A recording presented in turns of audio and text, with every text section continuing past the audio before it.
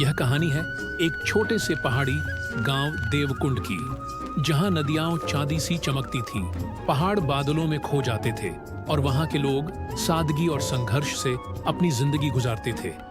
इस गांव में रहते थे आनंद, एक गरीब पर मेहनती किसान, सपना, उसकी 10 साल की प्यारी बेटी जिसकी आंखों में आसमान से बड़े सपने थे, निहारिका, शहर से आई एक अध्यापिका जिनके दिल में बदलाव लाने की चाह थी, राघव सिंह, गांव का जमींदार, अहंकारी पर दिल के किसी कोने में खालीपन से जूझता हुआ।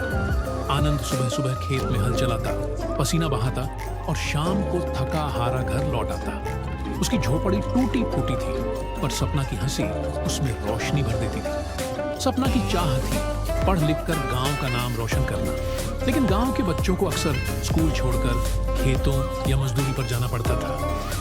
एक रात सपना ने आसमान की तरफ देखते हुए कहा, पापा, क्या मैं सच में आसमान छू सकती हूँ? आनंद मुस्कुराकर बोला, बेटी, मेहनत से बड़ा कोई आसमान नहीं होता। गांव में एक दिन नई अध्यापिका निहारिका आई। वे शहर से थीं, पर गांव की सादगी ने उन्हें छू लिया। उन्होंने बच्चों को पढ़ाना शुरू किया। धीरे धीरे गांव के बच्चे स्कूल आने लगे। सपना सबसे होशियार थी, उसकी आंखों में जुनून था। निहारिका ने उससे पूछा, तुम्हें सबसे ज्यादा क्या बनना है? सपना बोली, मुझे रोशनी बनना है, जिससे अंधेरे में लोग रास्ता देख सके। राघव सिंह, गांव का जमींदार, चाहता था कि बच्चे मजदूरी करें। वह नहीं चाहता था कि गरीब पढ़ लिख कर उसके बराबर खड़े हों। उसने धमकी दी, अगर कोई बच्चा खेतों में नहीं आएगा तो उनके घर से अन्न छीन लिया जाएगा। गांव वाले डर गए। आनंद भी मजबूर था, पर सपना ने पिताजी का हाथ पकड़कर कहा, पापा, अगर मैं पढ़ाई छोड़ दूंगी तो यह डर हमेशा जीतेगा। मुझे कोशिश करनी है। निहारिका ने गांव वालों को समझाया, पढ़ाई से ही गरीबी खत्म होगी।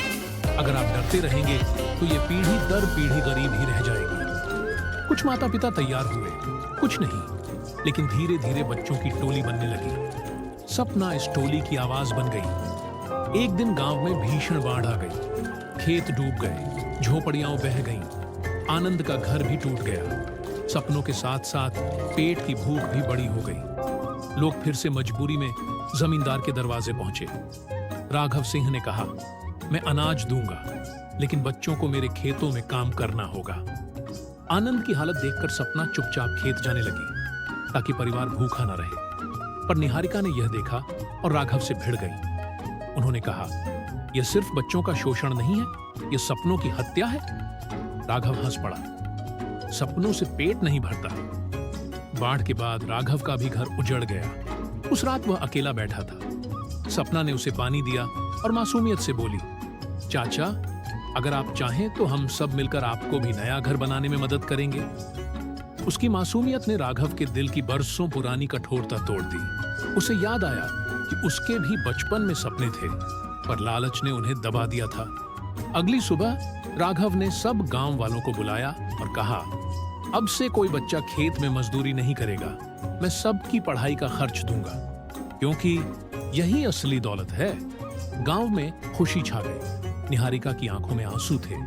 आनंद ने बेटी को गले से लगाया। सालों बाद सपना पढ़ लिख कर एक बड़ी वैज्ञानिक बनी। उसने गांव में पहला बड़ा स्कूल और पुस्तकालय बनवाया। गांव देवकुंड अब शिक्षा का मंदिर बन गया था और हर बार जब